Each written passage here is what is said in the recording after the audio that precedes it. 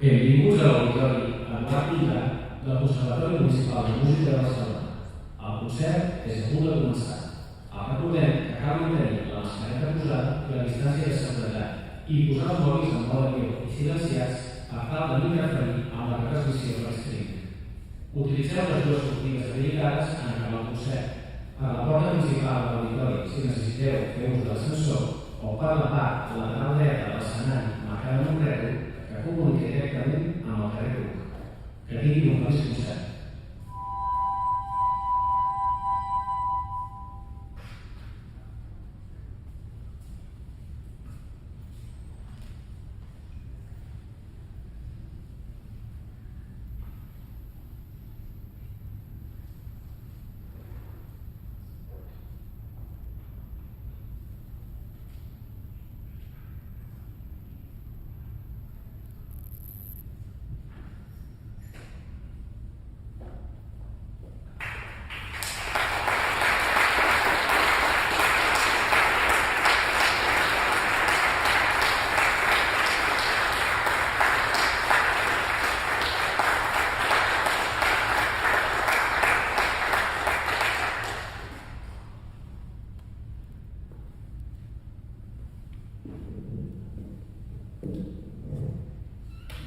Moltes gràcies.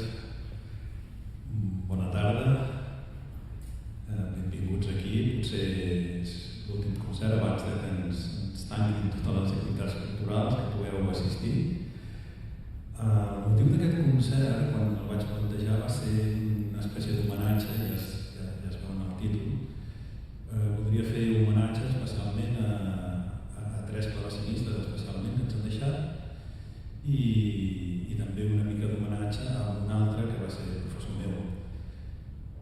Estic parlant el més important de tots, potser Gustav Leonhardt, que va traspassar l'any 2012 i és una figura cabdal en la recuperació de l'instrument que tenim aquí, el clavicèmbal. Gustav Leonhardt va desenvolupar una carrera de director de música antiga, clavecinista, organista, i ell es va doctorar amb la tesi sobre que l'art de la fuga és l'última obra de Joan Sebastià Bach per al clavicèmbal. Aquesta tesi està disponible, ell va enregistrar aquesta obra, l'art de la fuga, que és una obra realment impressionant, és un dels cims de la nostra cultura musical i d'una dificultat realment considerable. L'altre clavecinista que ens va deixar aquest any és el Kenneth Gilbert, que vaig tenir l'oportunitat de conèixer en diferents cursos, i la tercera persona que ens ha deixat és la professora Maria Lluïsa Cortada, que va estar exercint la docència en aquest conservatori durant uns anys, fins que vaig tenir l'honor de fer les proves i substituir-la quan es va jubilar. L'últim dels clavecinistes que volia fer esment és el David Morony, que ha completat una versió de la famosa fuga inacabada, el famós contrapunt 14, i així el podrem sentir al final del concert. Dividiré el concert en tres blocs. El primer bloc consistirà en 3 contrapunts. L'art de la fuga està construïda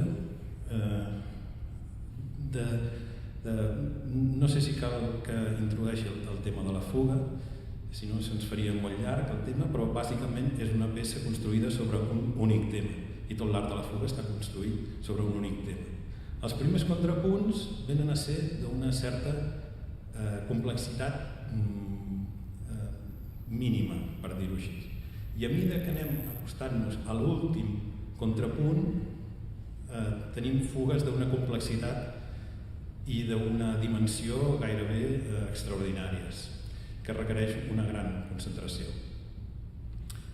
He volgut també ficar entremig 2 peces, una transcripció d'una obra per a violí sol, una passacaglia de Biber, per donar una mica de pausa, diguem-ne, a la concentració que demana escoltar unes peces d'aquest nivell. Si de cas, quan acabi el primer bloc de 3 contrapunts, llavors parlaré una miqueta més de les peces que anem a sentir. Gràcies.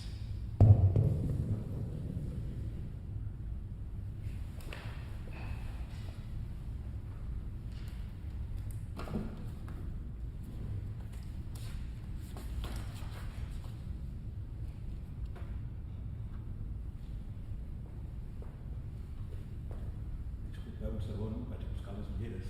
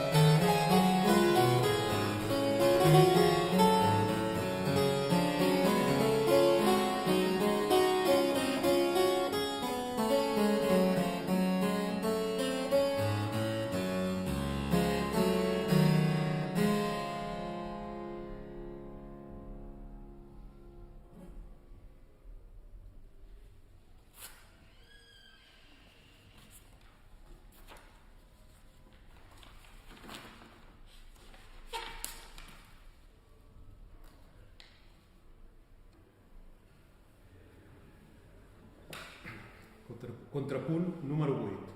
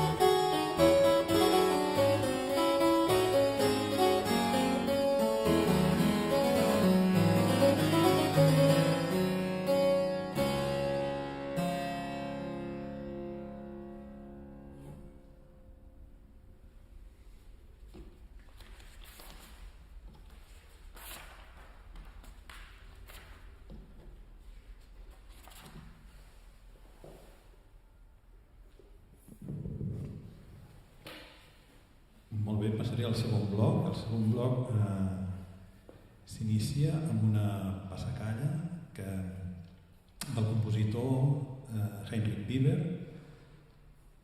Aquest compositor, que és una mica abans de Joan Sebastià Bach, va escriure unes sonates per violí i baix continu que es deien les sonates del Rosari. I cada una de les... Hi havia 15 sonates, perquè cada una de les sonates estava dedicada a un dels misteris del Rosari. I a l'acabar va posar una passacalla. Una passacalla és una forma de variació sobre un baix obstinat, en aquest cas sobre aquestes 4 notes.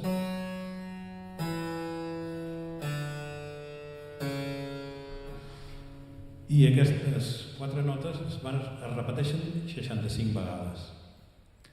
Però a sobre fa tota una sèrie de variacions. Seria una fuga monotemàtica que es va repetint constantment. Aquesta fórmula alguns la reconeixereu perquè és l'estructura harmònica que té la música flamenca. Nosaltres en diem la cadència frígia. I després d'aquesta passacalla tocaré el contrapunt número 11, que si us heu fixat en aquest darrer contrapunt que acabo de tocar, és una fuga bastant llarga, és una fuga triple que té 3 temes. Doncs el contrapunt que sentirem després utilitza els mateixos 3 temes, però a l'inversa. Què vull dir? Un dels mecanismes més curiosos de l'art de la fuga és que utilitza els temes en forma tal com apareixen, per exemple.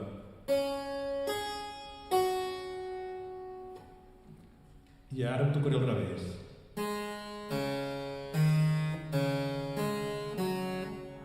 I ara al revés. I llavors, la grandesa d'aquesta obra és que combina tots aquests 3 temes sense que es noti, diguem. És la complexitat d'escoltar totes les veus i tocar-les alhora va en augment fins que arribem a l'últim dels contrapunts. Per tant, ara passacalla i contrapunt número 11.